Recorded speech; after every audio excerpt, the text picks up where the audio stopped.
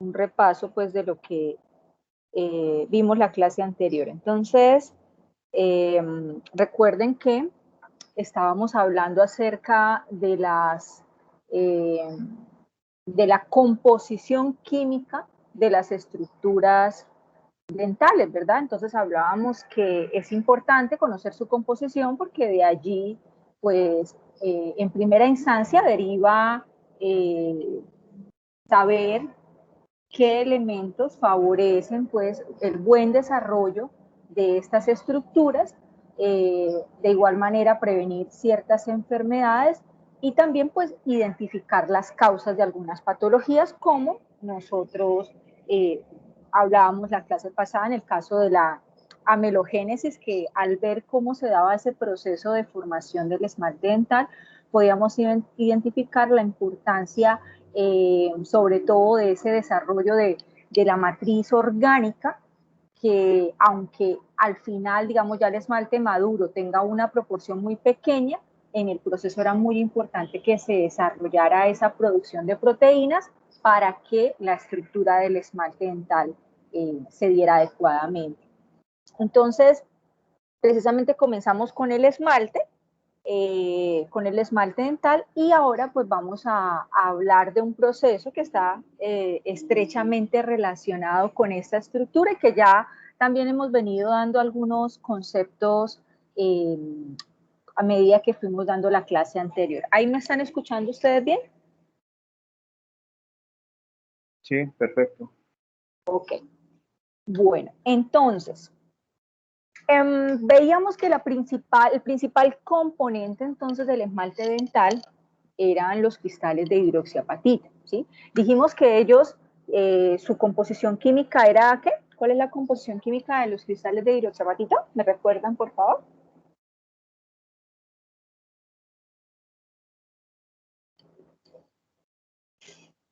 Están hechos de...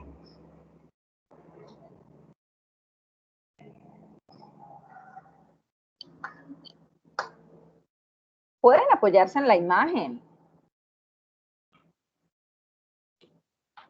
¿De qué están hechos?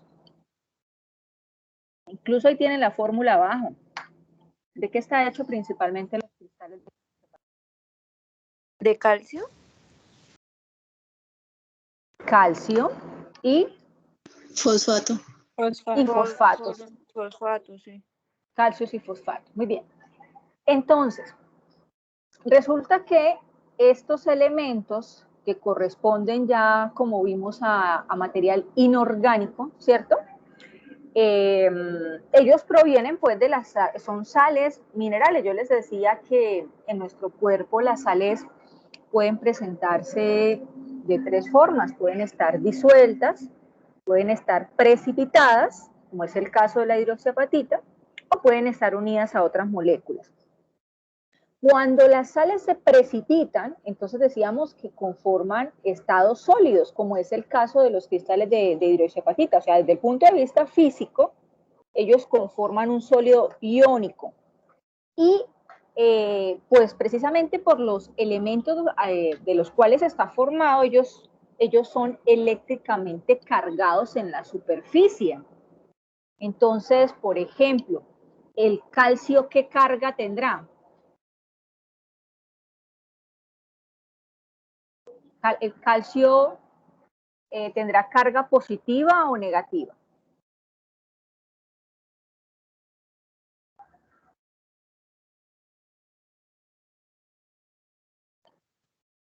Pensemos cuando se disocia el NaCl, que es una sal común.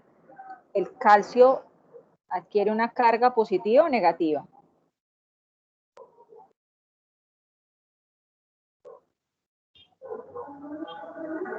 ¿Positiva? Positiva, positiva. Y los fosfatos están cargados negativamente. Bueno, ¿esto para qué nos sirve? Bueno, el hecho de que ellos estén cargados, ya pensemos que la superficie del esmalte dental entonces tiene esas cargas positivas y negativas. Eso permite que ellos puedan absorber tanto cationes como aniones. Recuerden que Catión es el término que se utiliza para iones cargados positivamente y aniones es el término que se utiliza para iones cargados negativamente. Entonces, los calcios, como están cargados positivamente, tendrán la capacidad de absorber iones negativos, o sea, aniones. Por el contrario, los fosfatos, que están cargados negativamente, tendrán la capacidad de absorber cargas positivas. Bueno, eso químicamente hablando, pues es lo que hace, es lo que hablamos también en la clase pasada, que el esmalte dental no era simplemente una estructura rígida, sino que a través de ella, a través precisamente de la composición del esmalte dental, permite que sea una estructura dinámica, porque todo el tiempo se están haciendo procesos allí. Dentro de esos procesos precisamente está esta interacción de esos iones que conforman los cristales de hidroxiapatita. Y entonces es ahí donde nosotros hablamos que continuamente se están produciendo procesos de desmineralización y de remineralización. Entonces, ¿qué significa eso de la desmineralización? El término nos ayuda, ¿verdad? El prefijo des, pues nos está indicando como una pérdida de minerales. Realmente, digamos, cuando nosotros hablamos de la pérdida, quiere decir que esos cristales que hacen parte de la hidroxiapatita, esos calcios y esos fosfatos, se van a desprender del cristal. Voy a volver aquí un momentico para mostrarles. Entonces, por ejemplo, digamos, ellos están acá, aquí el calcio, los fosfatos. Entonces yo les decía en la clase pasada, bueno, ¿qué pasa si ellos comienzan a desprenderse?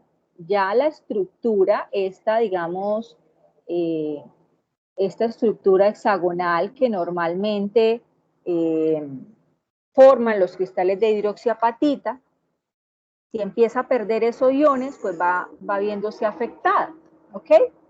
Entonces, no quiere decir que se desarme de una, pues, el cristal, pero sí va perdiendo su forma, ¿ok? Entonces, eso es el cristal, eso es la desmineralización. Ahora, ¿para dónde se van esos iones? Esos iones que se desprenden del esmalte, esos calcios y esos fosfatos, ¿para dónde se van? Que no es que digamos, ellos salen del cristal, pero no es que desaparezcan.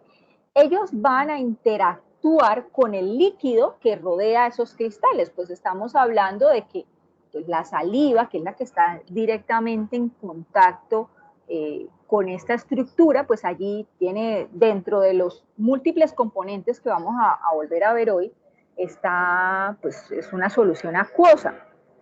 Entonces los iones, en este caso calcio y fosfatos, ellos se van a disolver con los líquidos propios de la saliva. Ahora, cuando nosotros hablamos de que se disuelven, no es que desaparezcan. ¿Qué pasa cuando nosotros adicionamos sal a un vaso de agua? Ustedes hablando de que la sal está formada por NaCl, o sea, sodios y cloros. Cuando nosotros echamos la sal y vemos que supuestamente la sal desaparece, pero realmente sabemos que se disuelve en el agua. ¿Qué significa eso de que se disuelvan? ¿Qué les pasa a esas sales en el agua? Se separan como los enlaces. ¿Se separan qué? Los enlaces. Se separan los enlaces entre el sodio y el cloro, ¿sí? ¿Y qué pasa con los sodios y con los cloros?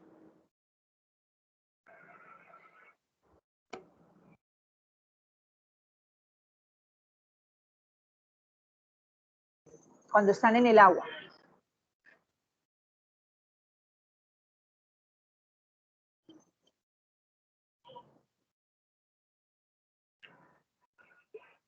¿Ellos desaparecen o qué es realmente lo que pasa? Pensemos en el agua.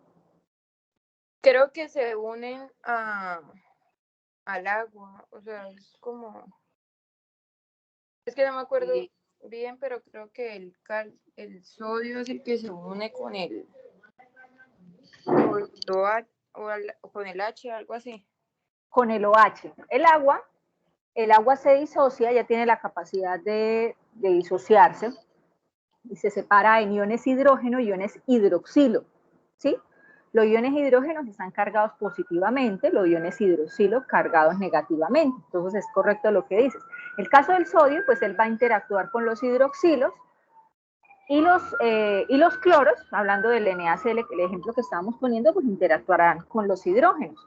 De igual manera pasa con estos iones que se están separando de los cristales. Ellos van a interactuar con el agua presente pues en la solución acuosa de la saliva. Entonces se van a disolver. Normalmente, digamos, esto está ocurriendo constantemente, se están disolviendo los cristales más superficiales del esmalte, o sea, los que están ubicados de manera más superficial en la capa del esmalte dental. Y es un proceso que realmente es importante porque se van aportando también iones a la saliva y como veremos ahorita, esa presencia de esos iones de calcio y de fosfato en la saliva van a cumplir allí una función de buffer, de soluciones amortiguadoras para ayudar a regular el pH. Entonces trabajan en conjunto la saliva con esos componentes del esmalte en ese proceso. Entonces, hasta cierto punto, ese proceso de desmineralización es completamente normal. Permítanme un segundito, por favor.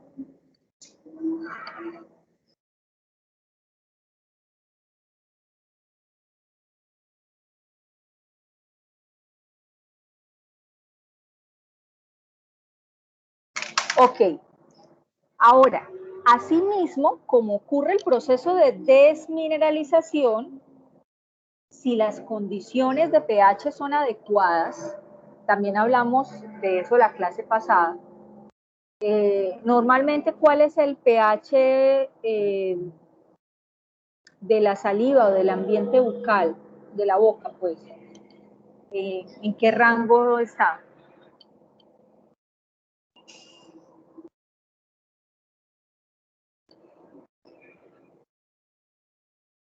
Pueden buscarlo si quieren. ¿Cuál es el rango normal?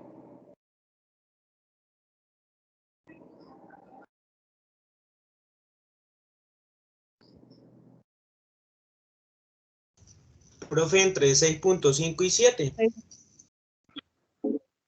6.5, 7, incluso hasta un poquito más arriba de 7. Pero sí, como nos podemos dar cuenta, está cercano a una neutralidad. Es como el pH óptimo. Entonces, cuando yo digo que si las condiciones de pH son favorables, es que esté en este rango que me acaban de mencionar, en este pH cercano a 7. ¿Qué pasa? Que aproximadamente la misma cantidad de iones que se están desprendiendo del esmalte, ¿sí? Cuando las condiciones son óptimas, esa misma cantidad está haciendo proceso de remineralización, es decir, unos iones se están desprendiendo mientras otros iones se están precipitando, volviendo nuevamente a formar esas estructuras sólidas propias de los cristales de hidroxiapatita. Entonces, como ustedes ven acá, esto es unos procesos bidireccionales. Se están llevando a cabo todo el tiempo en nuestra boca. Mientras esto se mantenga en equilibrio, porque si nosotros lo vemos en términos de ecuaciones, por allá recordando nuestra química de bachillerato, nosotros nos tocaba balancear las ecuaciones y entonces que hubiera la misma cantidad de un lado y del otro, así a pesar de que los productos fueran diferentes al compuesto inicial de la reacción. Pero el hecho que es, ¿dónde empiezan los problemas en estos procesos de desmineralización? Cuando las ecuaciones o los procesos se desplazan más hacia un lado o hacia el otro. Entonces, perdón, que es que esta diapositiva no sé qué le pasa, que yo la toco y se va hacia la otra. ¿Dónde está el problema? El problema radica en que la cantidad de minerales que se estén perdiendo sea mayor que la cantidad de minerales que se estén nuevamente precipitando. Ahí es donde comienzan a haber problemas. Y esa pérdida de equilibrio principalmente está dada por cambios en el pH de la boca. Porque, vuelvo y repito, para que los cristales se precipiten, o sea, los calcios y los fosfatos van a estar allí presentes en la saliva, pero ellos no se van a precipitar si las condiciones de pH no son las adecuadas. No va a ocurrir el fenómeno de remineralización, no se va a precipitar el cristal. ¿Ok? Entonces, de ahí la importancia de, digamos, que vayamos relacionando dónde es que aparecen las patologías como la caries, ¿sí? Donde hay pérdida de ese material del esmalte es precisamente por cambios en ese pH. ¿Ok? Entonces, aquí lo podemos ver un poco mejor. Quiero que nos fijemos en la gráfica, inicialmente esta gráfica de arriba. Entonces, nuevamente nos muestra cómo están los dos procesos de mineralización y remineralización, pero que cada uno de ellos se ve afectado por el pH. Entonces, ¿cuándo se favorecen los procesos de desmineralización? Cuando el pH comienza a descender. ¿Cuándo se favorecen los procesos de remineralización? Cuando el pH aumenta. ¿Ok? Esto, bueno, ahí ahora expliquemos por qué es que el pH influye en esos procesos. ¿Qué pasa cuando se disminuye el pH? Entonces resulta que al disminuir el pH, el fosfato que dijimos que estaba cargado negativamente, comienza a aceptar iones hidrógenos que están cargados positivamente. Y entonces ya al fosfato estar unido a iones hidrógeno, la concentración de fosfatos va a comenzar a decaer, va a disminuir la cantidad de fosfatos presentes.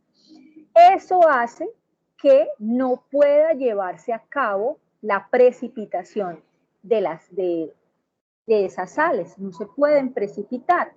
Y entonces, si el pH continúa bajo, eso va a facilitar que se sigan disolviendo cristales porque no van a estar las condiciones para que vuelvan a precipitarse. ¿Ok? Ahora, por el contrario, si el pH comienza a subir, entonces va a ocurrir lo contrario, va a aumentar la concentración de los fosfatos y eso va a permitir que se produzcan los procesos de precipitación de esas sales y se empiecen a formar los cristales de hidroxiapatita. Eso es lo que ocurre.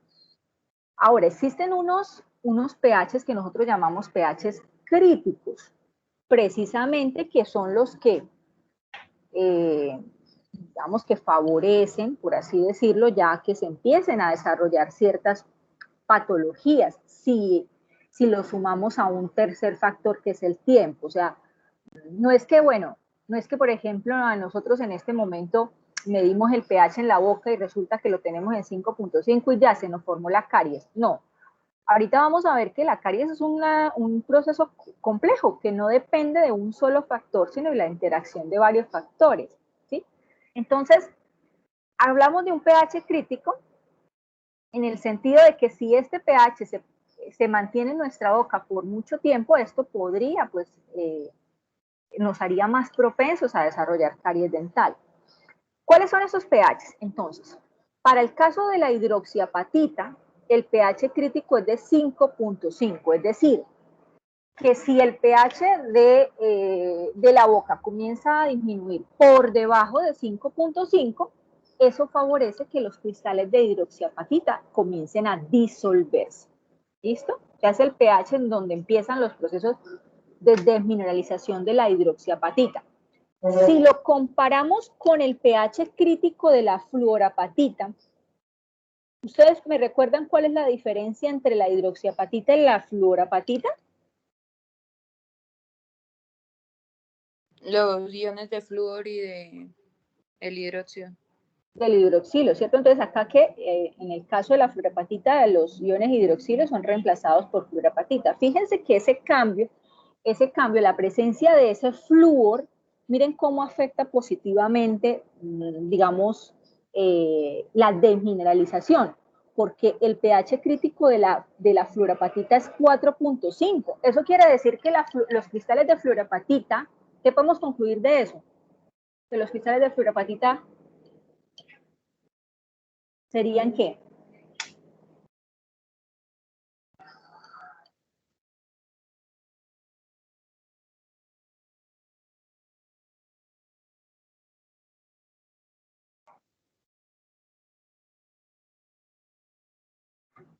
¿Qué podremos concluir?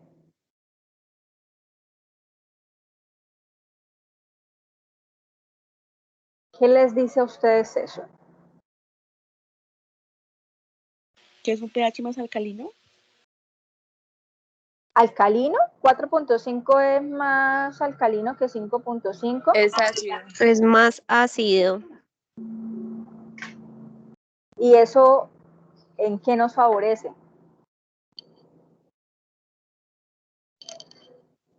En la remineralización. Más que en la remineralización. Dijimos que el pH... En que no se desmineralice tan fácil. Exacto. Que la fluorapatita es más resistente a pHs más ácidos. ¿Sí? O sea, si nosotros tenemos, por ejemplo, medimos el pH en boca y tenemos un pH de 5, a ese pH ya la hidroxiapatita ya se está disolviendo, se está desmineralizando. Mientras que a pH de 5, la fluorapatita todavía no ha empezado a desmineralizarse. Entonces, ella es más resistente, los cristales de fluorapatita son más resistentes a los procesos de desmineralización, porque para que la fluorapatita comience a desmineralizarse, pues se requieren pHs por debajo de 4.5. Ahí ya podemos nosotros empezar a asociar lo que les preguntaba también la semana pasada al principio de la clase, de la importancia de conocer la composición química y cómo influye eso en la prevención. Y hablábamos cómo la utilización de flúor es una técnica utilizada, ¿cierto?, para prevenir la caries dental, y ya podemos asociarla con el hecho de que la presencia de esos iones flúor que forman cristales de fluorapatita, pues hace que el esmalte sea más resistente a los procesos de desmineralización. ¿Listo? Entonces, esos son los pHs críticos de cada uno de los cristales. Por debajo de ellos es donde se dan los procesos de desmineralización. Luego, si para que se lleve a cabo el proceso de remineralización, entonces, ¿qué pH debería haber?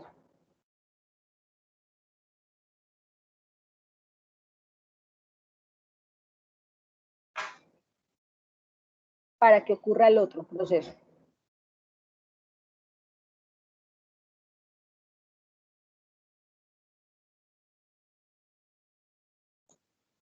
¿Qué pH sería favorable para la remineralización?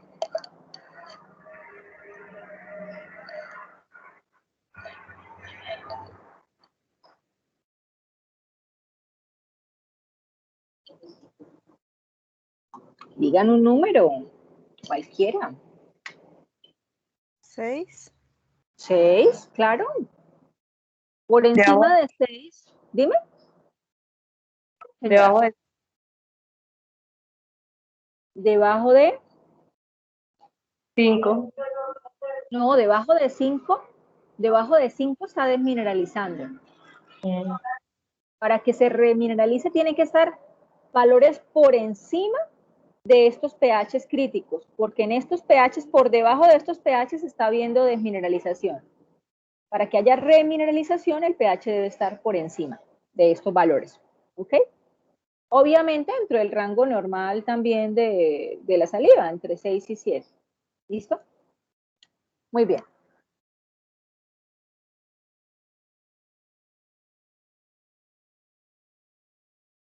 Vamos a mirar este corto video. Dame un segundito. Simplemente para reforzar lo que acabamos de decir.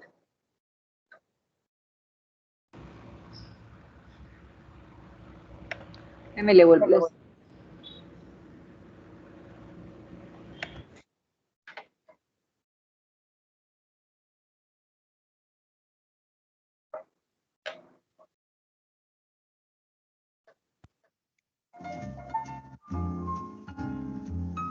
Proceso de mineralización, remineralización. Los dientes están en constante modificación toda la vida, pero no es fácil notarlo. En este video conocerás el proceso dinámico por el que lo hacen, la desmineralización, remineralización. Y podremos relacionarlo con la caries y sus métodos de prevención. Tanto en la terapéutica personal como profesional se pueden encontrar productos en forma de pastas, colutorios de baja concentración o geles, espumas y barnices de alta concentración. Se dice que tienen efectos remineralizantes. ¿Cómo es que funciona? Es gracias al proceso desmineralización-remineralización, o DESRE. ¿Pero qué es esto? Para entender el funcionamiento de los agentes remineralizantes, expliquemos. El tejido dental es una estructura cristalina formada por formas impuras de fosfato de calcio o hidroxiapatita. Esta se encuentra inmersa en una disolución acuosa que es la saliva, que a lo largo de toda la vida de los órganos dentarios, de acuerdo con la interacción con los alimentos y los sustratos bacterianos, puede llegar a tener diferente pH. De esta manera se hace posible la disolución o cristalización de los sólidos que forman los órganos dentarios, o sea, la hidroxiapatita. Este proceso fisiológico normal se da a lo largo de toda la vida del diente. Toma aproximadamente 20 minutos por ciclo. Cuando este proceso está en equilibrio, es decir, que los iones que salen o se disuelven de la estructura son los mismos que se incorporan a ella, no hay lugar para la disolución de la hidroxiapatita, ni la pérdida de materia. Se habla de una disolución saturada o equilibrada. Pero cuando el proceso se desequilibra y se da a favor de los iones que salen de la estructura, hablamos de una disolución subsaturada, ya que existe mayor cantidad de iones que salen de la estructura de la hidroxiapatita al medio. Le llamamos desmineralización. Esto sucede cuando el pH es menor a 5.5 y se mantiene por periodos largos. Si estos procesos rebasan a los de remineralización, hay pérdida de sustancia y se da lugar a la caries. En cambio, cuando por diversos medios se proporcionan iones a la disolución para que estén disponibles para su integración a la estructura, el proceso se da a favor de la formación de cristales. Se dice que se presenta una disolución sobresaturada. De esta forma se evita la pérdida de materia y por tanto la caries, y le llamamos remineralización. Un ejemplo práctico de este tipo de disoluciones son las aplicaciones tópicas de fluoruros, barnices fluorados o la utilización de derivados de la caseína, que son utilizados en odontología para la prevención de la caries. Este proceso es posible debido a la naturaleza electronegativa del flúor. Este elemento tiene preferencia por la sustitución de los OHs en la hidroxiapatita y es posible que en un pH de 7 o inferior, por el pequeño tamaño del flúor, se dé lugar a la formación de estructuras más densas y menos solubles. Se puede formar flúor hidroxiapatita o fluorapatita. También que por acción del fluoruro, los iones de calcio se estabilicen en la estructura de la hidroxiapatita, siendo más difícil que se desprendan de ella. Gracias a la comprensión del proceso desmineralización-remineralización, podemos utilizar productos como los fluoruros, el xilitol o los derivados de la caseína en forma personal o profesional para prevenir la caries dental. Analiza y discute con tus compañeros y profesores sobre la... Bueno, listo. ¿Alguna pregunta al respecto del proceso?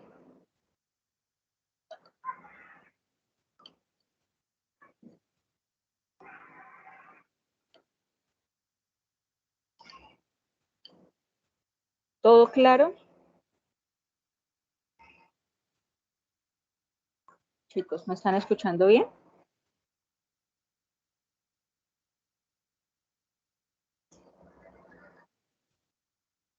Sí, profe. Ok. Listo. Bueno, entonces ya terminamos la primera estructura dentaria, que era el esmalte dental. Pues ahora pasemos a la dentina, una estructura que es similar al esmalte dental un poco en cuanto a la composición. También es un tejido mineralizado, solo que, como vamos a ver, la proporción de esa matriz inorgánica pues es un poco más baja que la que vimos para el esmalte dental, ¿no? Miren, fíjense, tenemos que tiene un 70% de matriz inorgánica, también formada por cristales de hidroxiapatita. Nosotros en el esmalte dental, ¿qué porcentaje había de matriz inorgánica? ¿Sí recuerdan?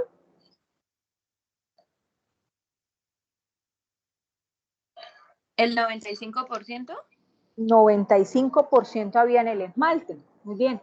Entonces acá ya baja a un 70%. Eso quiere decir que aumenta un poco más el porcentaje de lo que tiene que ver con la materia orgánica, que principalmente son proteínas, pero a diferencia del esmalte, nosotros vimos que el esmalte tenía amelogeninas, enamelinas, unas proteínas diferentes. Acá la dentina, la principal proteína que la conforma son colágeno, son fibras de colágeno.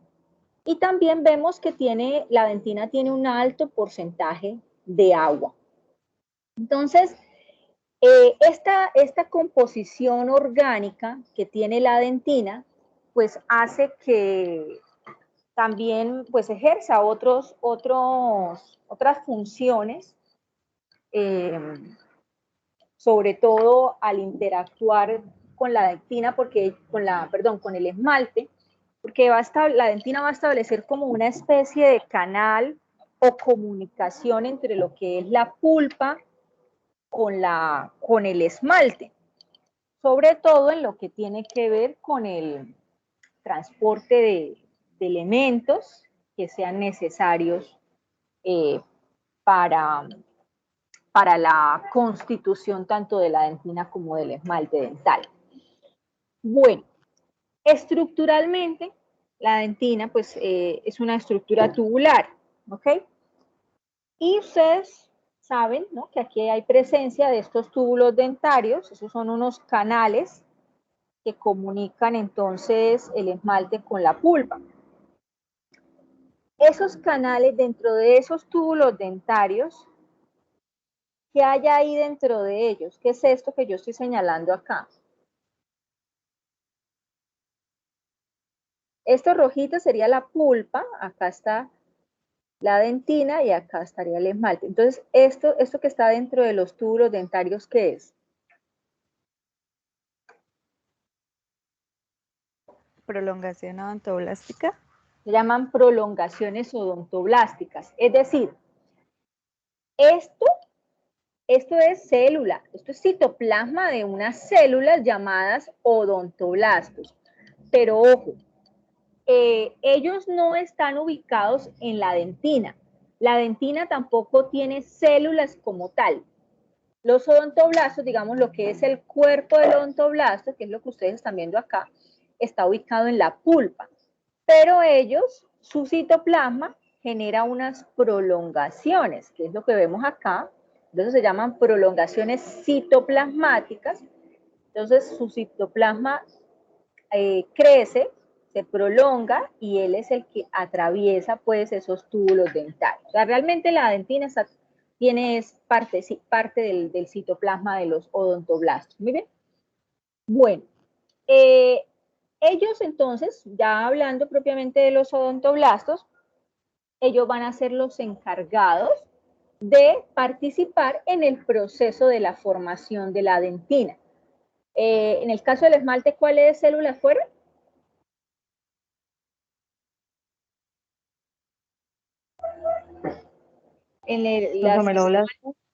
Los ameloblastos forman el esmalte y aquí son los odontoblastos encargados de formar la dentina. Acá lo vemos. Vemos la estructura de un odontoblasto. Fíjense que es una célula bastante alargada Y acá es donde vemos cómo el citoplasma se prolonga y va a atravesar lo que es la predentina y la dentina propiamente a través de esos túbulos dentarios. El odontoblasto es una célula secretora, al igual que la primera célula que vimos del ameloblasto cuando inicia el proceso de la amelogénesis. Secretora, ¿qué quiere decir? Pues que ella va a secretar proteínas, ¿sí? Y de hecho, a diferencia del ameloblasto, perdón, me devuelvo un momentico. Acuérdense que cuando nosotros vimos la amelogénesis, decíamos que el ameloblasto sufre una serie de transformaciones a lo largo de su ciclo de vida. Ella primero es una célula secretora porque comienza secretando toda la matriz orgánica, todas las proteínas que forman la matriz orgánica del esmalte, pero a medida que pasa el tiempo ella deja de producir esa matriz y comienza a producir la fase mineralizada y luego entra en apoptosis, porque allá en el esmalte no van a quedar células. Ahora, en el caso de los odontoblastos, es una célula secretora, pero ella va a fabricar, ella va a estar presente tanto en la formación del diente como durante toda la vida del órgano dental. Entonces sigue siendo una célula secretora. Algunos, bueno, también esta célula también se le puede conocer como dentinoblasto, la conocen como odontoblasto o dentinoblasto. Y entonces ella va a participar, vamos a hablar un poco de lo que es el proceso de la dentinogénesis, que es la formación de la dentina, muy parecido al proceso del esmalte dental, porque inicialmente tenemos a los odontoblastos, fíjense que aquí al principio, cuando ellos están muy jóvenes, todavía no han empezado a formar esas prolongaciones citoplasmáticas, fíjense que aquí están, y luego ellos van, a medida que van secretando esas proteínas, que son colágeno, ya lo dijimos, principalmente son fibras de colágeno las que ellas secretan, van depositándolas sobre lo que van convirtiéndose en esos túbulos dentarios que les mostraba ahorita. Y entonces ahí ya empieza su citoplasma a prolongarse y siguen produciendo proteínas colágenas, fibras colágenas. ¿Hasta qué punto? Entonces, después de que ya forman esa matriz orgánica, como les decía cuando estábamos viendo cómo se forma el esmalte, es como la base, el colchoncito, ya, esa base orgánica, luego esas células van a empezar a hacer los procesos de mineralización. Entonces, va a llegar un punto que primero producen la matriz orgánica produciendo mucha proteína colágena y luego comienzan a secretar las sales que posteriormente se van a ir precipitando para ir formando los cristales de hidroxiapatita propios de la dentina. Entonces, digamos que digamos que similar el proceso. Ahora, al proceso de amelogénesis, ¿en qué podemos decir que se diferencian? Bueno, primero, las proteínas que producen los ameloblastos son distintas a las que producen los odontoblastos. Eso sería lo primero. Lo segundo es la cantidad de materia orgánica. Ya sabemos nosotros que en el caso del esmalte, cuando ya el esmalte es maduro, la cantidad de materia orgánica es mínima, estamos hablando de un 2%.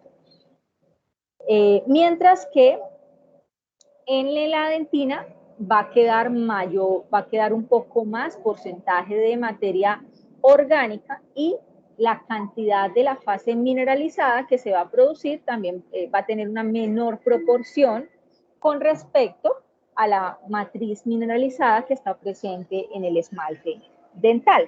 ¿Ok? Y hay una tercera diferencia. Los ameloblastos, ellos desaparecen, ellos entran en apoptosis y ya no van a quedar estas células allá en el esmalte. Mientras que en el caso de los odontoblastos, ellos quedan, algunos pueden entrar en apoptosis, pero otros quedan haciendo parte de la pulpa, o sea, lo que es el cuerpo, les decía, esta parte del cuerpo queda dentro de la pulpa y las prolongaciones citoplasmáticas que van a quedar dentro de los túbulos dentarios. Entonces no desaparecen por completo como los ameloblastos del esmalte, que forman el esmalte dental.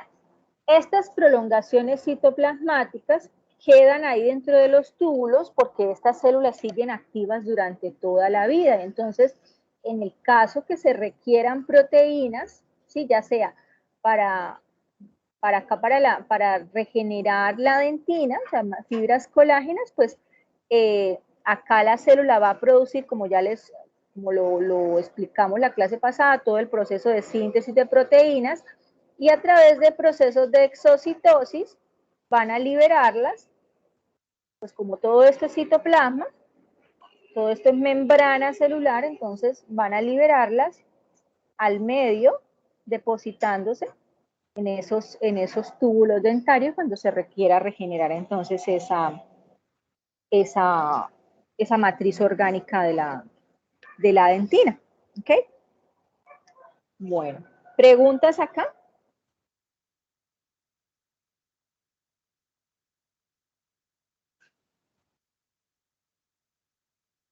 ¿Ninguna? Ok. Listo. Entonces, pasemos finalmente a la última estructura que vamos a ver, que es la pulpa. Entonces, acá la pulpa dentaria, que forma parte del complejo dentinopulpar. Ella, bueno, es la forma madura de la papila y tiene la particularidad de que es el único tejido blando del diente. Ya los otros eran duros precisamente por esa presencia de minerales, ¿no? En cambio, vamos a ver que, miren la composición química de la pulpa. Tenemos un 75% es agua y un 25% es material orgánico. Vamos a ver este material orgánico, ¿de qué está compuesto? Mírenlo acá. El material orgánico tenemos carbohidratos, miren, proteoglicanos, glicosaminoglicanos.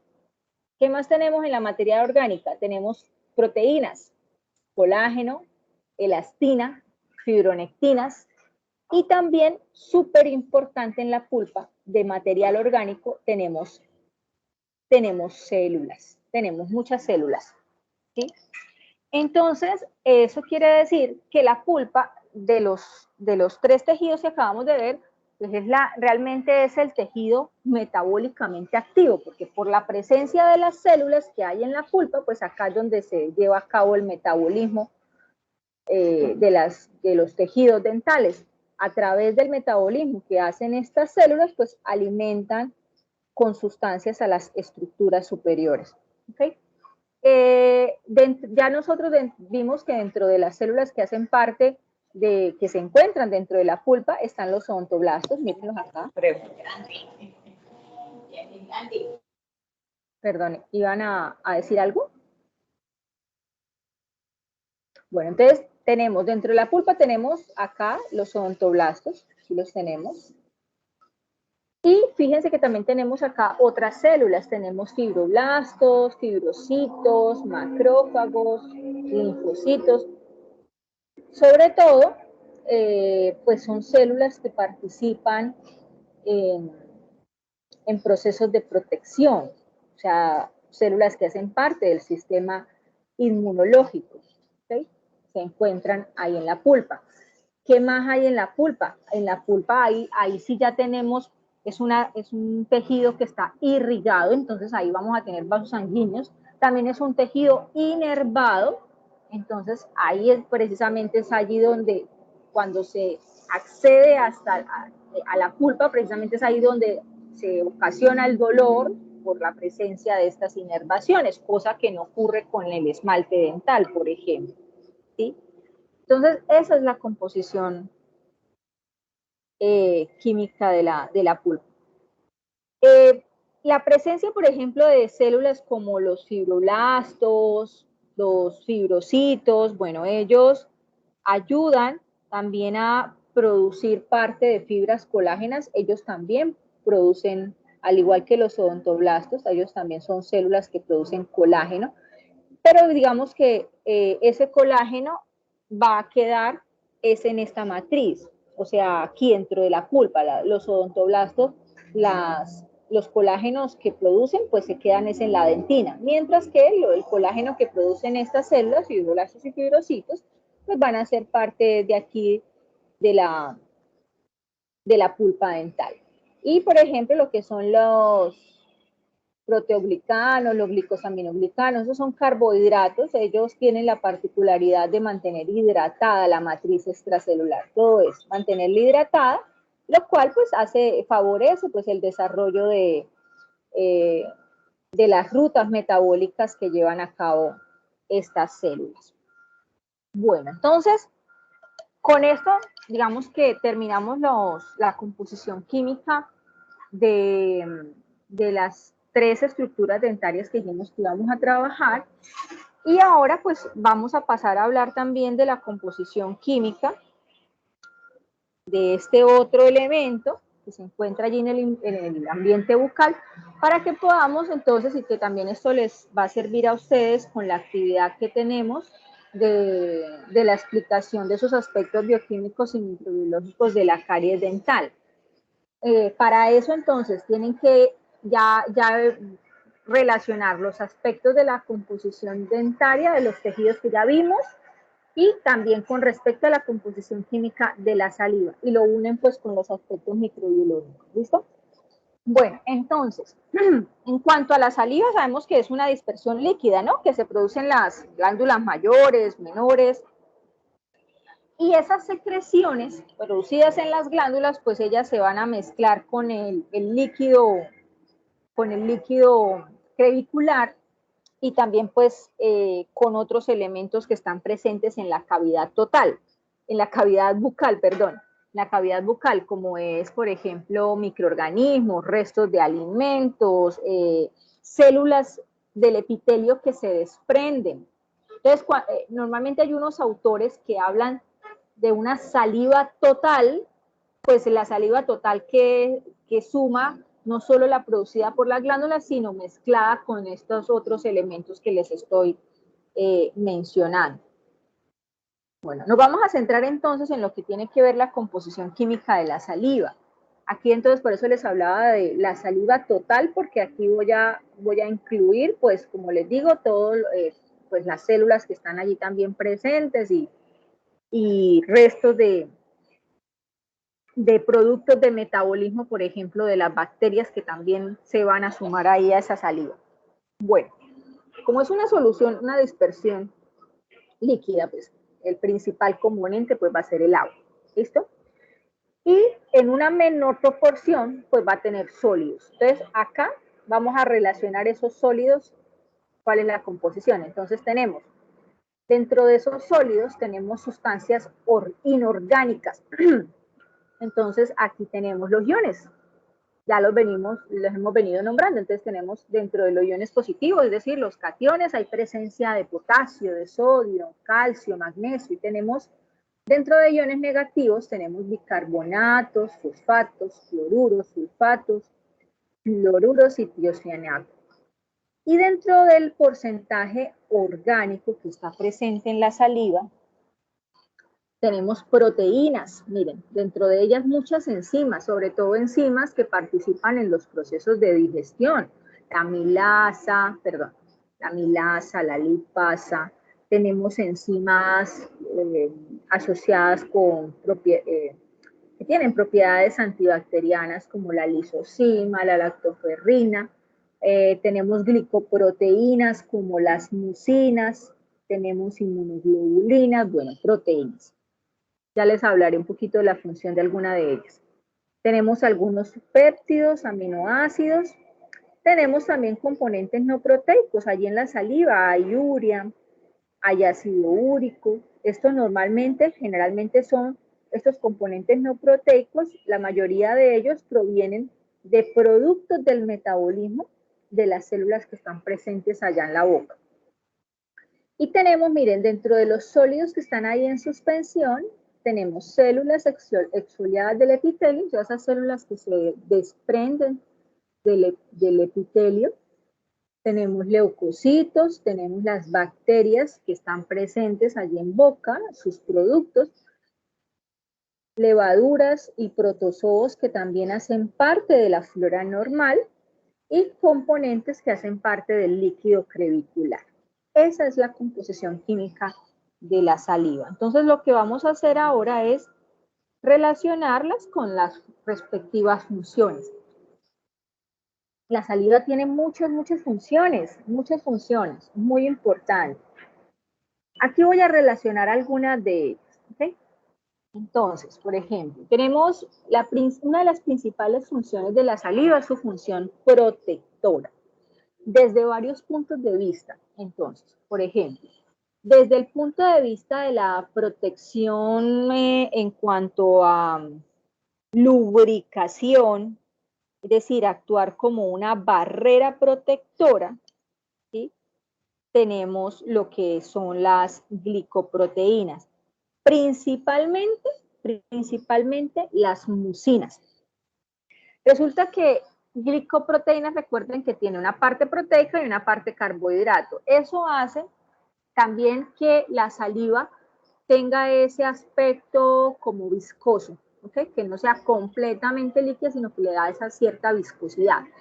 Eso hace como protección que lubrica todas las estructuras que hacen parte de la cavidad oral. Y adicionalmente forma como una especie de película, ¿sí? Por ejemplo, sobre el esmalte también para protección, se adhiere a las superficies. Y entonces solo aquellas bacterias que tengan adhesinas, o sea, también glicoproteínas, podrán adherirse a la superficie del diente. Las que no tengan estos mecanismos no podrán adherirse. Entonces, por eso, de alguna manera, la presencia de esas glicoproteínas es un factor protector. Bueno, ¿qué más hay en la saliva que sirva para protección? Las inmunoglobulinas. ¿Qué son las inmunoglobulinas, chicos? ¿Qué son?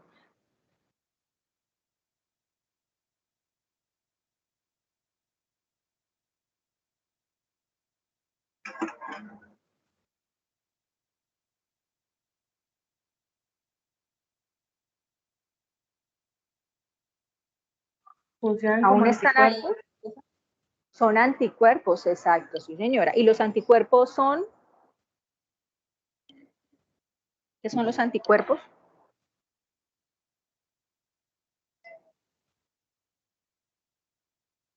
¿Ellos qué hacen? ¿Qué hacen los anticuerpos? Protegen al cuerpo de infecciones. ¿De qué manera? ¿Se acuerdan? Sí las protegen. ¿Y cómo lo hacen? ¿Ustedes recuerdan cómo interactúan los anticuerpos directamente en las infecciones? Por medio de las células, de los linfocitos, monocitos. Bueno, los anticuerpos son producidos por una especie especial de linfocitos, que son los linfocitos B, ¿sí? Y ellos, las inmunoglobulinas son proteínas. Entonces, estas células secretan estas proteínas y esos anticuerpos, lo que van a hacer es unirse a los antígenos. Recuerden que antígeno nombramos a todo aquello que genere una respuesta por parte del sistema inmune. Entonces, esos anticuerpos realmente lo que hacen es como un proceso de neutralización. O sea, ellos se unen a los antígenos y neutralizan de alguna forma los microorganismos extraños pues, que hayan ingresado. ¿Okay? En la saliva, entonces, pues imagínense, es una puerta de acceso a muchas cosas, entre ellas, pues todas las bacterias que están presentes en el ambiente, ¿sí?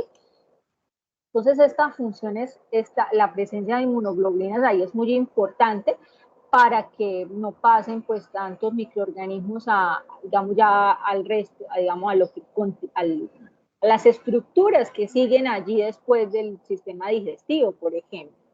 Y entonces favorece una neutralización inicial. Dentro de las inmunoglobulinas que están presentes en la saliva, una de las más importantes es la inmunoglobulina A, ¿sí?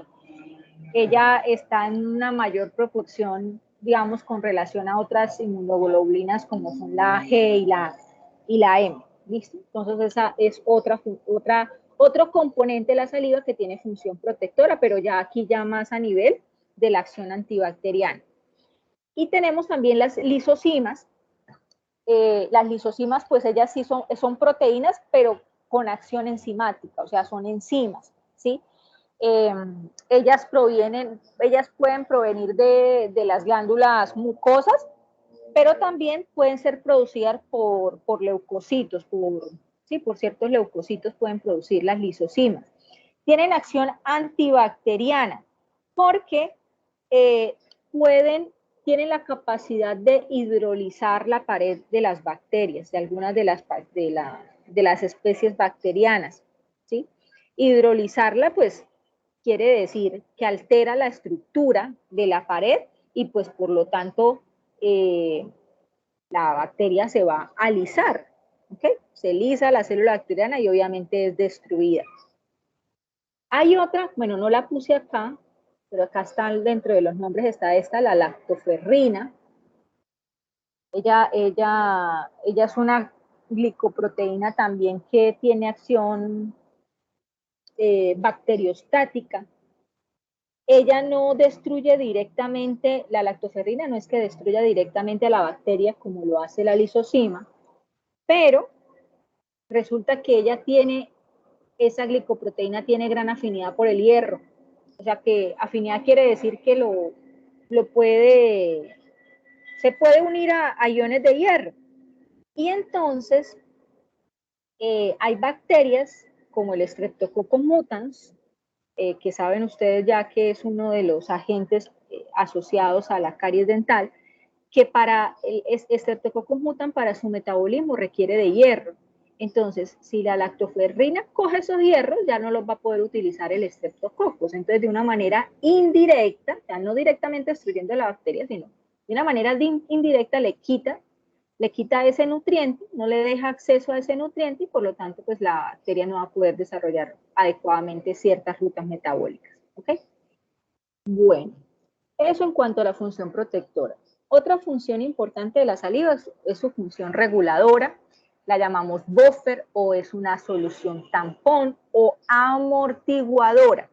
Esto es esencial en los procesos de remineralización y, bueno, en el proceso de remineralización principalmente, y lo vamos a unir con esta otra función reparadora. Ya sabemos nosotros, por lo que vimos de esos procesos, pues que al estar compuestos por estas sales, pues es necesario que esas sales se precipiten,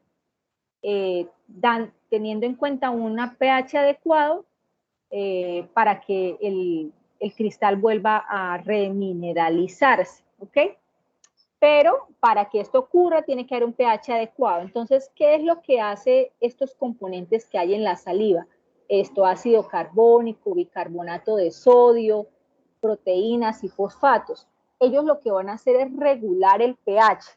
Ellos van a tratar de amortiguar en la medida de lo posible los cambios de pH que ocurran. Entonces, si ven que se está bajando mucho el pH, entonces comienza la saliva a liberar de sus componentes bicarbonato de sodio para que el pH aumente, suba, no se baje tan rápidamente, ¿ok? Entonces, eso es lo que hace una solución amortiguadora. Esas soluciones evitan que hayan cambios bruscos de pH. ¿Listo? Tenemos otra función asociada a la saliva que tiene que ver con función digestiva por la presencia de las enzimas que hacen parte de los procesos de digestión. En boca hay principalmente dos enzimas, que es la amilasa, que recuerden que es la que degrada almidones, carbohidratos complejos, y la lipasa lingual, que como su nombre lo dice, es una enzima que degrada lípidos. ¿Listo? Y otra función muy importante también de la saliva es como diluyente. Esta función diluyente, pues, favorece sobre todo los procesos digestivos porque permite la formación del bolo alimenticio para que fácilmente pueda continuar a través de las siguientes estructuras del sistema digestivo. Bueno,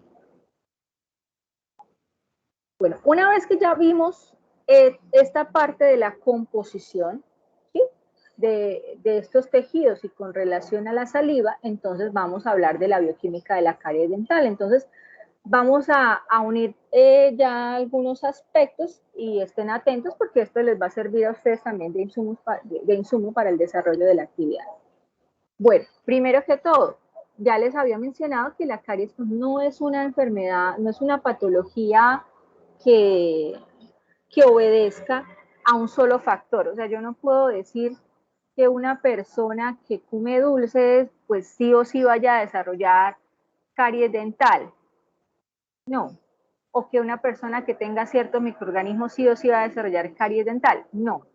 La patología es una enfermedad compleja y es el resultado de un proceso que va a implicar o va a involucrar varios factores, ¿sí?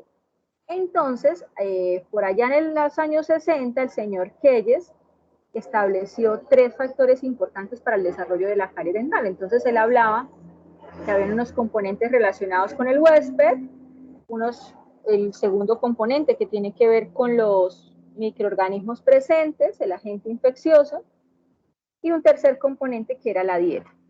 Es decir, todos los alimentos que ingería y los hábitos alimenticios que tenía ese huésped. Sin embargo, unos años después, el doctor Neurón incluyó un cuarto factor, que es el tiempo. Por eso acá estos primeros pues se llamaba la tríada de Keyes, porque solamente habían 3 factores, pero el doctor Neurón en el año 78 incluyó el tiempo también como otro factor involucrado o asociado al desarrollo de la caries dental. Entonces, ya hemos tocado algunos, vamos a ir revisando cada uno de esos aspectos. Con relación al huésped, ya hemos tocado algunos aspectos que tienen que ver con la composición química de las estructuras dentales. Allí también podemos asociar a la saliva, que está dentro de los factores asociados al huésped. ¿Será que todas las personas tenemos la misma composición de la saliva, la misma velocidad de producción, la misma cantidad? ¿Qué dicen ustedes?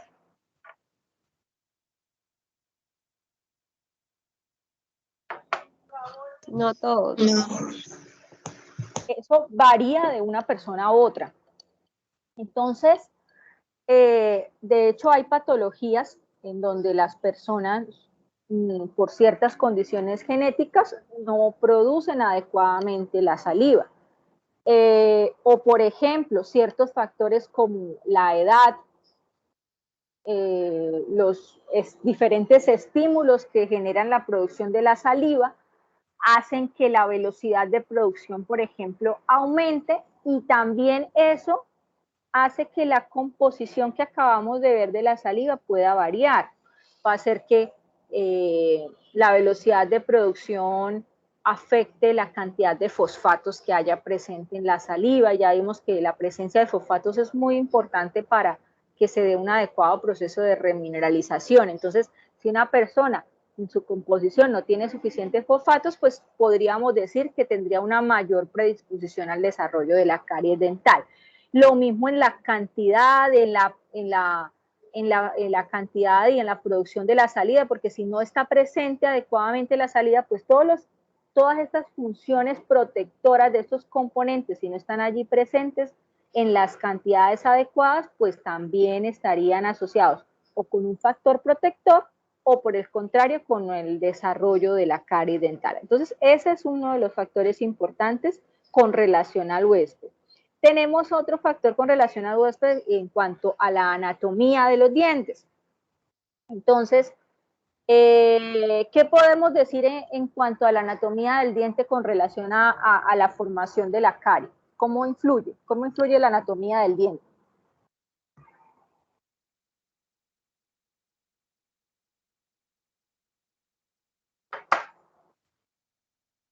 ¿O es igual el desarrollo de la caries en todos los tipos de dientes?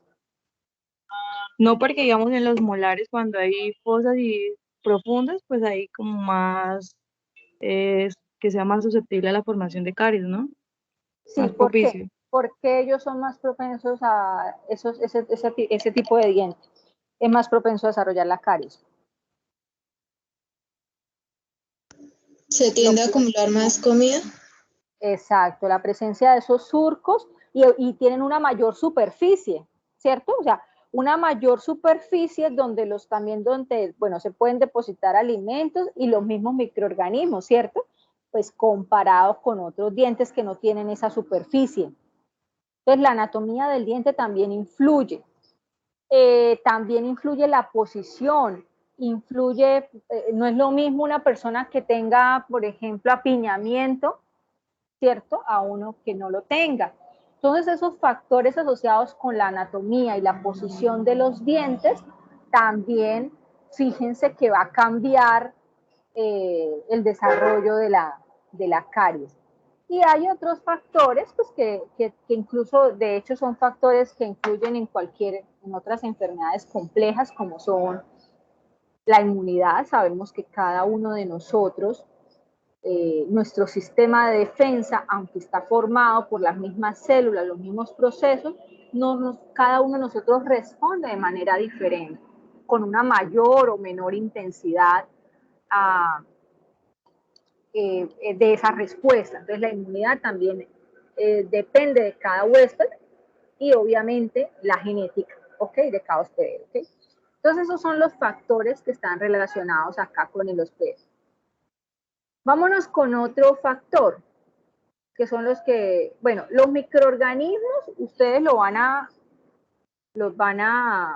este factor, pues ustedes los van a reforzar más cuando estén viendo microbiología. Yo ahorita les voy a dar apenas un repasón, porque ustedes los microorganismos que están asociados con el desarrollo de la caries y cómo lo hacen, pues eso lo van a ver más cuando estén viendo la sección de micro, ¿ok?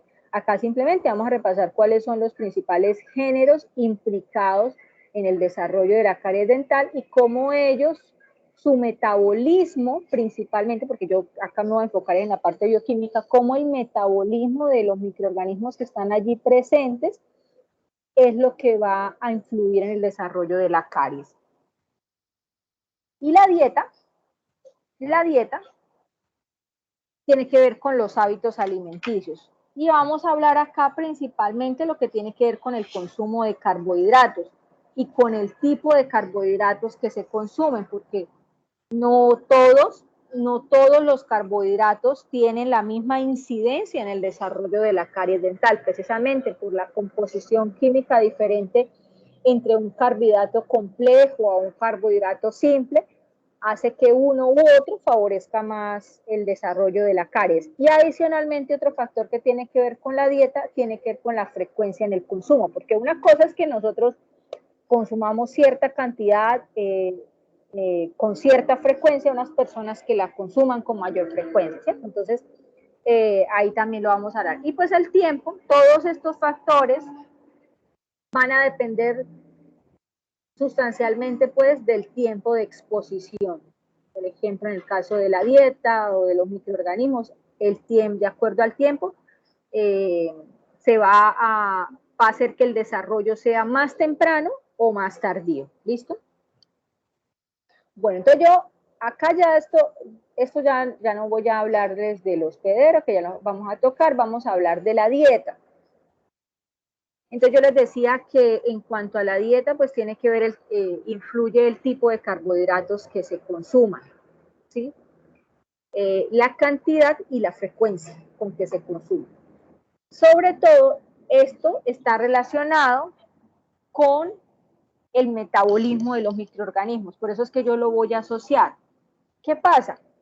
El hecho del consumo de carbohidratos en sí no es que directamente ellos dañen el esmalte, ¿cierto? Sino que ellos, al igual que para nosotros,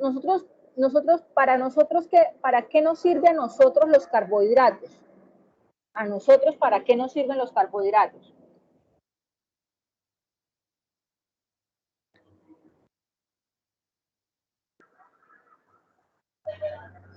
Para darnos energía.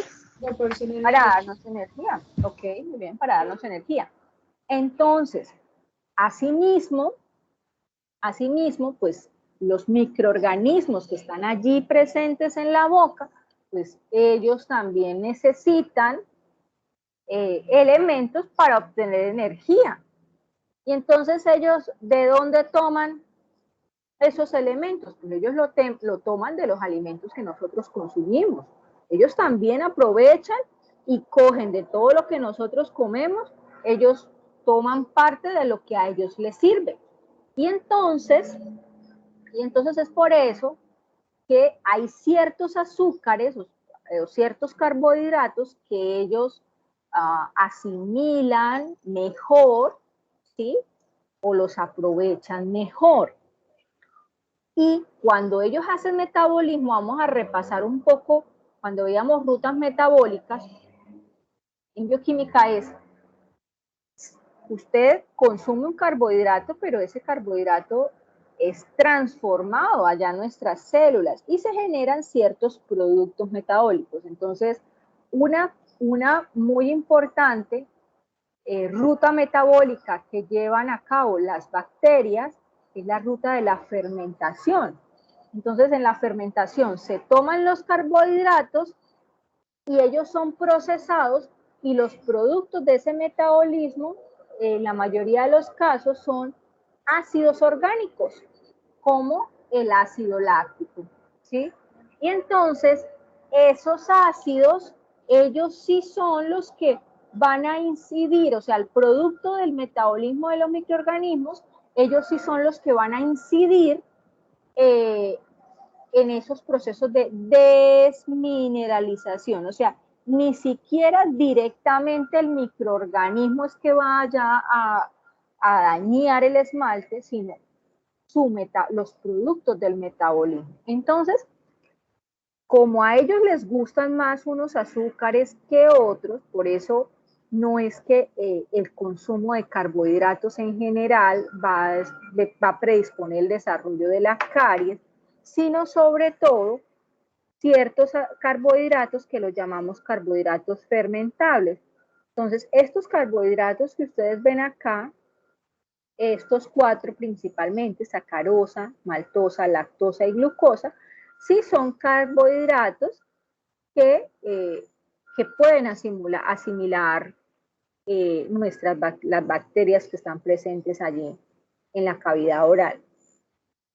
Entonces, en esta tabla lo que yo les quiero mostrar es, comparando diferentes tipos de carbohidratos y, digamos, poniéndolos a disposición de Streptococcus mutans, cómo ellos lo pueden aprovechar y qué tan cariogénico sería el consumo de uno u otro. Entonces, si nosotros nos fijamos acá, fíjense que Streptococcus puede aprovechar cualquiera de ellos, pero dentro de todos esos carbohidratos, el que es considerado más cariogénico es el consumo de sacarosa, porque tiene la capacidad de producir más cantidad de ácidos orgánicos y entonces es lo que favorece un desarrollo más temprano o en menor tiempo de la caries dental. No quiere decir que los otros no podrían favorecer la caries, sí, son cariogénicos, pero en una menor proporción comparados con los carbohidratos.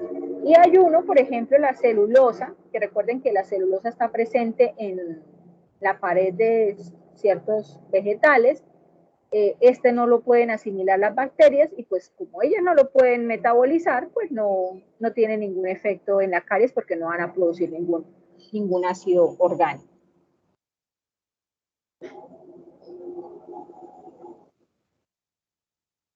Bueno, ahora entonces, dijimos que íbamos a revisar los tipos de carbohidratos, ya vimos que la sacarosa es el más cariogénico, y el otro aspecto con relación a la dieta tiene que ver con la frecuencia en la ingesta de los mismos. Entonces, acá tenemos la curva que diseñó el doctor Estefan, que permite ilustrar pues cómo va cambiando el pH. Entonces, acá tenemos a la izquierda el pH, con relación al consumo de un carbohidrato fermentable como es la glucosa. Entonces vamos a ver cómo va cambiando el pH. Entonces resulta que, miren, antes de que la persona ingiriera la glucosa, el ambiente bucal había un pH de, bueno, digamos que de 7, ¿listo? Como 6,8 más o menos. Ahora, ¿qué pasa cuando la persona comienza ingiere la glucosa? Minutos después, mire, dentro de los primeros 5 minutos posterior a la ingesta de glucosa, ¿qué pasa con el pH? Pasamos de un pH de 6, 8 más o menos, bajamos a un pH por debajo de 5 o 5, que sea. ¿Qué pasa en este punto? ¿Qué está ocurriendo en este punto, en estos minuticos? ¿Qué está ocurriendo ahí? Desmineralización. Está ocurriendo el proceso de desmineralización, como ya lo dijimos, en el caso de la hidroxiapatita, cuyo pH crítico es 5.5, entonces aquí hay un proceso de desmineralización de la hidroxiapatita. ¿Listo?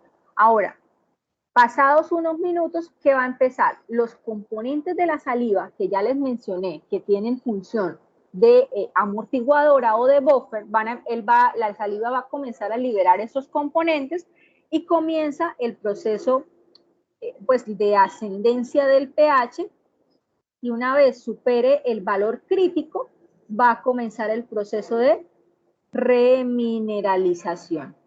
¿Listo? Entonces, esto es lo que ocurre normalmente en cada ingesta de glucosa en condiciones normales, o sea que la persona ahí no tiene ningún tipo de alteración en la composición de su saliva y por eso se produce el proceso de remineralización nuevamente.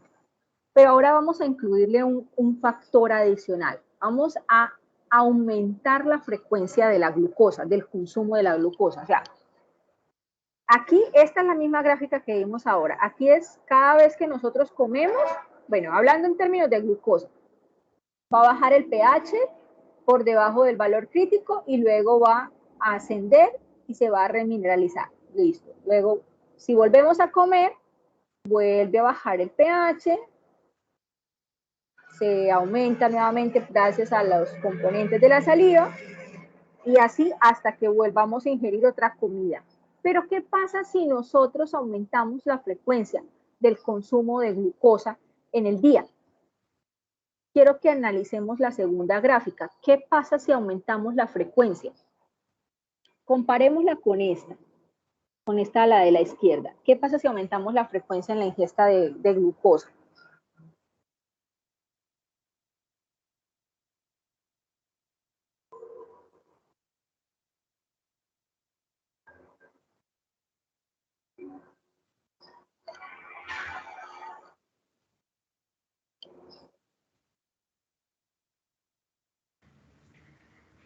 Que al momento de dormir como que no asciende. Bueno, lo que pasa es que acá en el sueño, ¿qué pasa? Pues como no, si hay ya un proceso de remineralización y ahí ya no hay ingesta de comida, pues se mantiene el pH, ¿sí? No hay un factor acá que lo esté disminuyendo. Pero antes de eso, antes del sueño, esto acá. Habrán más desmineralizaciones. Exacto. O sea que durante el día van a haber más veces en donde el pH esté por debajo del pH crítico y entonces va a haber una mayor frecuencia de procesos de desmineralización y como es tan frecuente el consumo entre una comida y otra, no va a haber el tiempo suficiente como estas mesetas que vimos acá, donde se puedan dar adecuadamente los procesos de remineralización. O sea, aquí apenas, miren, fíjense que aquí apenas estaba subiendo el pH para que empezara a hacer el proceso de remineralización y si introducimos consumo de glucosa va a descender nuevamente, entonces ya no va a haber el tiempo adecuado para que se dé un correcto proceso de remineralización.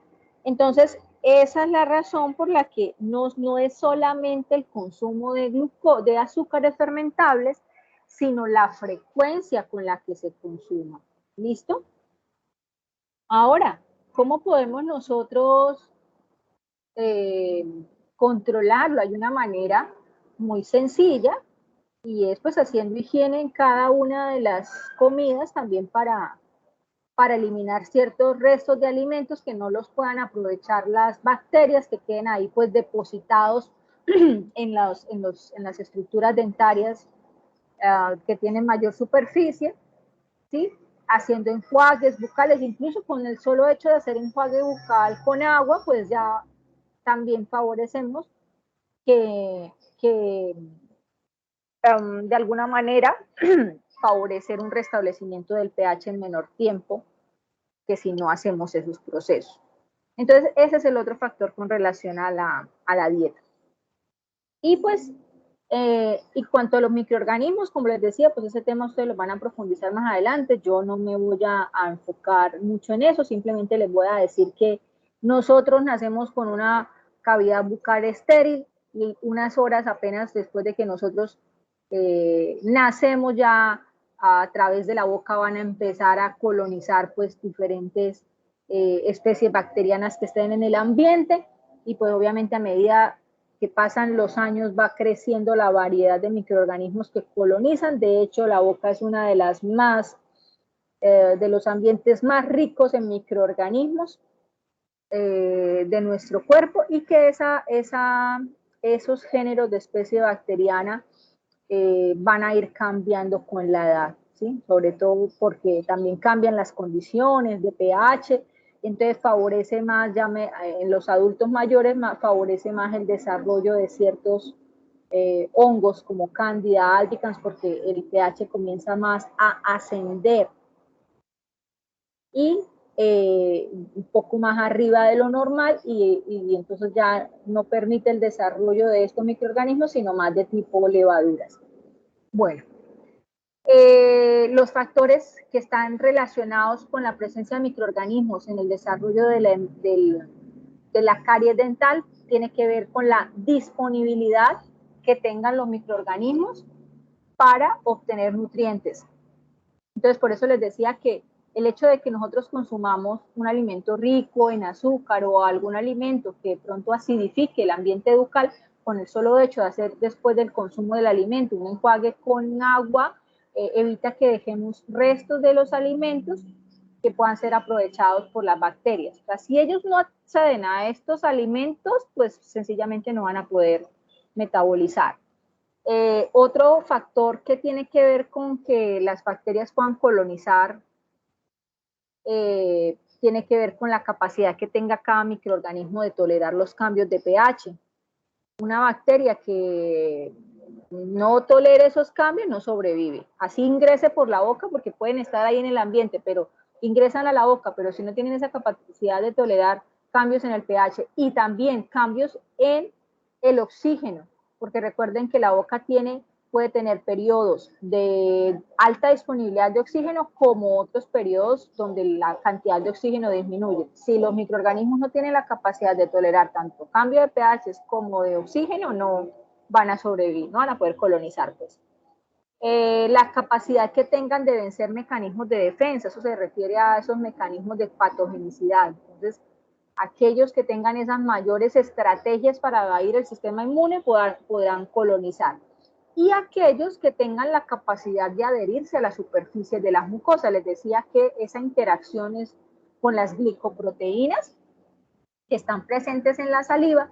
Si las bacterias tienen esas adhesinas, podrán unirse a la superficie de los dientes. Los que no tengan la capacidad de adherirse, sencillamente serán barridos fácilmente, ¿okay?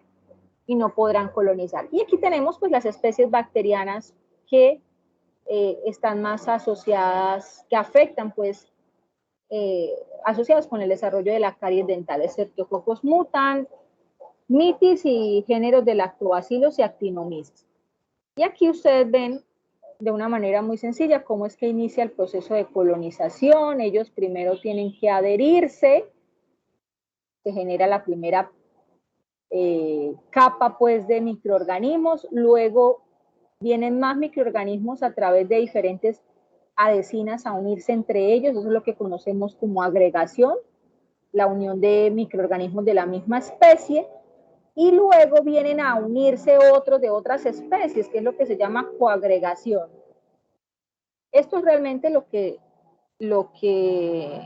los principales pasos de la formación de la placa bacteriana. No voy a profundizar, solamente estoy haciendo un pasoncito para incluir ahí en el factor. Y simplemente termino con esto, chicos, ya para dejarlos descansar. Entonces, la dinámica de la bioquímica de la caries dental.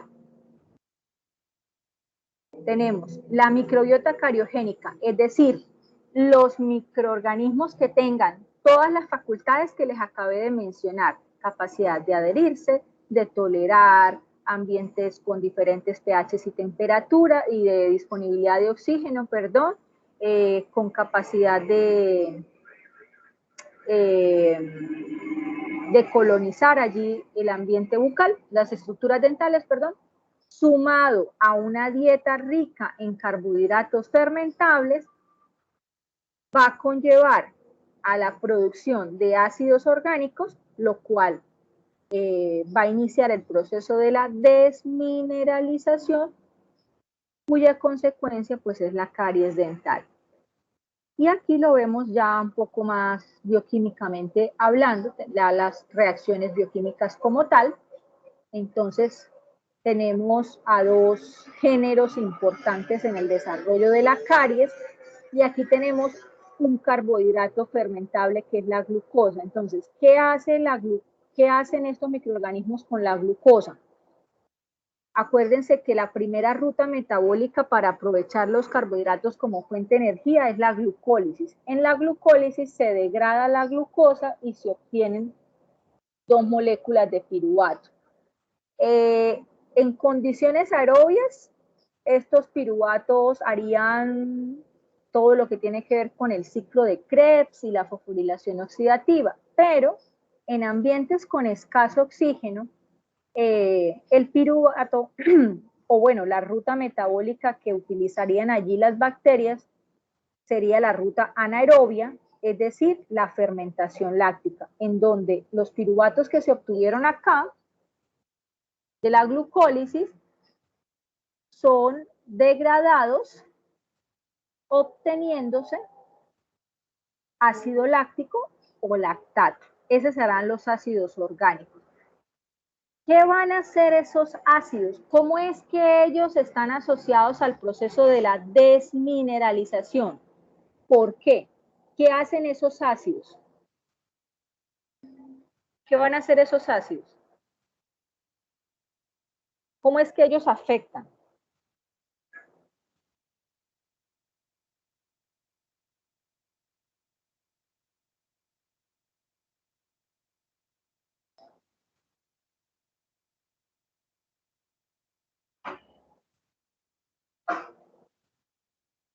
Fíjense acá, chicos. Los ácidos, ellos van a difundirse por acá. Fíjense las flechitas que están aquí. Se difunden acá hacia el interior del esmalte, ¿sí? A través de los poros que se generan entre los cristales de hidroxiapatita, ¿sí? Y ellos van a provocar pues que se empiecen a disociar los cristales. Al disociar los cristales de hidroxiapatita, fíjense, aquí tenemos los calcios, los fosfatos, van a ir saliendo de la estructura, el cristal de la hidroxiapatita se va desarmando, entonces eso es lo que ocasiona el proceso de la desmineralización. Eso por un lado. Y aparte de eso, pues los ácidos que están allí presentes también van a disminuir el pH por debajo del valor crítico, favoreciendo aún más el proceso de la desmineralización. Ojo que aquí tienen que sumarle el factor tiempo. Entre más tiempo haya de exposición a esos ácidos orgánicos producto del metabolismo bacteriano, pues eso va a hacer que no, entre más tiempo vaya, no se favorezcan los procesos de remineralización y es ahí donde hay una afectación para que conlleve a la caries. Por eso es que el factor tiempo es bastante importante en el desarrollo de la patología. Bueno, chicos, creo que eso es todo lo que tenía por decirles con relación al repaso que hicimos. No sé si tienen alguna pregunta.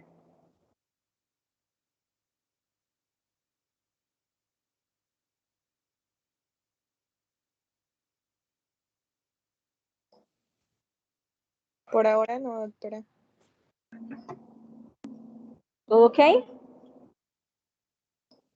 Bueno, entonces con esto terminamos. Con eso terminamos nuestra sesión. Bueno, entonces queda pendiente la actividad. Ya con esto que hemos visto, yo creo que ya ustedes pueden empezar a armar la actividad, ¿sí? Y de pronto pues complementan cuando vean con la profe Luz Meri. Sin embargo, yo como les decía la vez pasada, traten de iniciar lo que más puedan ahora porque es que la sesión con la profe Luz Meri es la última. Entonces va a quedar la actividad como muy encima.